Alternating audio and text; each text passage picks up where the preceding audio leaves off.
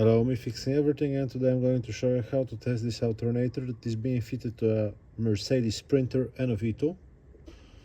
Something that is good to know before we start: you don't need to remove the alternator from the vehicle, you just need to disconnect the battery and the positive cable and the connector here on the side, I'll show you in a second. And you need a multimeter, nice with automatic range. Okay, now you can see that the alternator is moving. That's good, it's not blocked, because it happens. Sometimes the alternator gets stuck, mechanical problem. Now we'll test the electrics. What you need to do is remove the 13mm nut from here, remove the cable, the positive wire. Don't forget to disconnect the battery. Remove the communication wire here, unplug it, and now here sometimes there is 8mm nut, sometimes there is not, sometimes there is like a retaining clips. This plastics gets removed like this. This is the voltage regulator. Remove it with 7mm socket, yeah, like this. Here usually there is a cap, this one goes to the side. Now quickly we're gonna check the rotor. You can see it right here, yeah. Usually you can see this when you look in your engine bay if you don't remove it. We're looking for 2 to 3 ohms when we get the probe. I'll just put it on so it does not beep.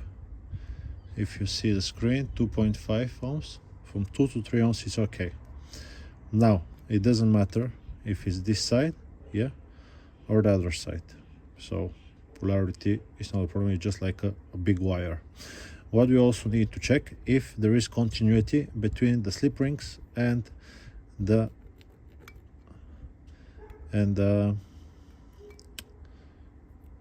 casing of the alternator. This is 16 mega ohms, so that's okay. And now we'll check the other side.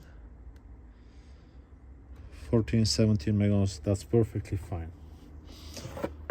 Mega ohms is a very large number, so it's like nothing. Now, next thing we're going to check is the rectifier bridge. What you want to do: take the negative probe, black one, put it onto here. That's the post for the big red wires for the positive terminal, and touch here. Okay, this will check the diodes. We're looking for 0.5, 0.45, it's okay. 4.5 is okay. 4.5 is okay. So that's the first three. You can take the opposite and see that they don't go back. Nothing, nothing, nothing. If it beeps, it's a problem, and it's showing like a 0, 0. Now what you're gonna do is take the positive, yeah, put it here and touch it onto this side. Can you see these three? 1, 2, and the third one. So this means the rectifier bridge is perfectly fine. You can take it again, black one, open, open, open, nothing. Good, so the rectifier bridge is okay. Next thing we're gonna check is the stator winding. We want to go on the side of them and hear them beep. But most importantly, we want to get on one of them, yeah, put the other one here and see nothing. If you hear beeping, it's going in the bin, yeah. If it's shorted to the wall, because it is possible, most possible if you ask me, it's going to the bin. So this is okay. This whole thing should work perfectly fine. Now you still might not have voltage coming and not charging. The last culprit will be this one.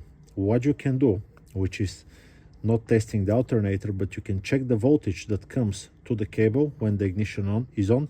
If you have 8 volts, it's definitely the voltage regulator. Unfortunately, other than the brushes, you can see these brushes are brand new. Other than the brushes, you can't check, you cannot check this voltage regulator with just a multimeter. You need a bench power supply, you need a special communicating device, because some of them are different protocols. Some will expect a signal from the computer, some of them will expect a voltage between 12 and 14 0.8 volts and whatnot, but there is a chip inside. Yeah, there is a chip with almost like 15 wires inside, so you cannot check the voltage regulator with a multimeter. If you know way, tell me, I'll be very happy to see. But that's generally what you can check on your alternator. Stator is okay, it's not shorted. Rotor is okay, it's not shorted. Rectifier bridge is okay. Brushes, look how long they are, perfectly fine. Other thing, it's the signal to the voltage regulator. I hope this video, and it turns. This one is not the best. Yeah, you can hear the bearing, but it does work. So that's how you can test. Some of them are 100 amperes, this is 170, some of them are a little bit less, but they're exactly the same. Yeah, I hope this video is being helpful to you. I'll just put it back now, and I will see you on to the next one. I will be happy if you leave me a comment, or even if it's negative, I might not reply, but I'll still read it. That's it. Bye bye.